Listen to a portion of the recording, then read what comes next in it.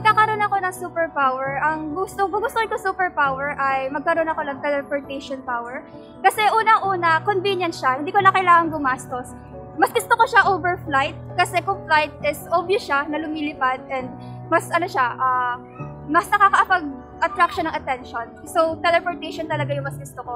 And through teleportation kasi, makakapasok ako ng mas maaga, mas mabilis, and makakapag-travel din ako around the world as someone na gusto talaga makapunta sa iba't ibang parte ng mundo. Wala akong gagastusing pera, and ang poproblemahin ko na lang is kung paano ako mabubuhay dun sa pupuntahan ko and the like.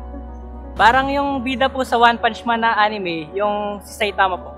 Yung super speed niya po, super strength, tsaka po, ano po siya, parang invulnerable na character po. Para po siyang normal na tao na nag-a-apply at hindi po siya ma-hire. Nung nakita po siya ng bata na inatake po ng monster, tinulungan niya po yung bata. Bali po, mas naalala niya po na gusto niya po tumulong na tao at maging isang superhero. Yun po pala yung gusto niyang gawin, imbis na magtrabaho na lang. Yung pagtulong po normal lang po yun sa mga tao. Saka po yung pagtulong din po, depende rin po yun sa tao kung gusto nila tanggapin yung tulong mo. Maliban po dun meron din po yung isa rin pong bida po ng anime, si Accelerator po. Bali po, nakokontrol niya po yung vector. Bale, pwede po siyang di tamaan ng kahit anong dumikit sa kanya. Pwede niya rin pong kontrolin po idaloy ng kahit anong bagay. Bale po, may mga bagay po tayo nakokontrol Tsaka po may mga bagay na hindi nakokontrol.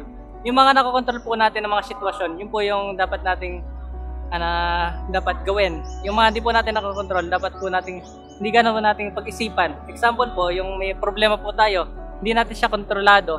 Hayaan lang po natin siya, huwag po natin ganun pag-isipan. Yung kontrolado po natin, dapat po, kalmado lang po natin siyang gawin. Kasi alam po natin magagawa natin to.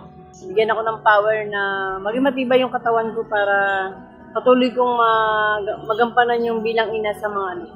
Kung papipiliin ako ng kapangyarihan, is pipiliin ko ay pasensya at saka disiplina. Kasi bilang traffic enforcer, kailangan natin ng mahabang pasensya sa ating bayan katulad ng mga violator.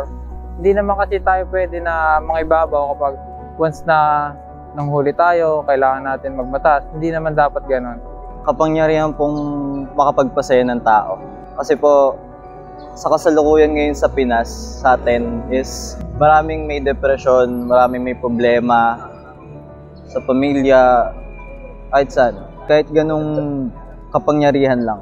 Kasi yun lang way kong gusto makatulong para sa kanila. Kung papipiliin ako ma'am sa katangian ng gusto ko po kung yung mga mabait sana tayong mga at saka mapagmahal sa kapwa. Para po sa ating lipunan ngayon, magpagserbisyo ng mabuti at tama sa lipunan para din magtagal sa serbisyo. At kung kami man ay lumisa na dito sa mundo, mag-iwan ng mabuting legacy na at a good example para sa kabataan. Ever since I was young, gusto ko talagang lumipad. Gusto kong maging superpower yun.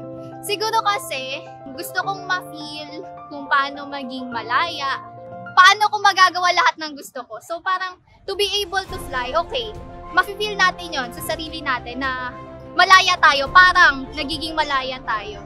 Aside from that, gusto ko din maging invisible. Yung bang kapag nasa crowd tayo na ayaw na natin, kunwari gusto nating takasan, kung nasaan man tayo ngayon, in an instant, gusto ko makawala na ako dun agad. Kasi naman, wala naman ako social anxiety. Di naman ako nahihiya sa mga tao. Pero kasi, madalas kong napapahiya yung sarili ko and ayoko kasi yung feeling na ganun, na napapahiya ako in front of people. Kaya gusto kong maglaho.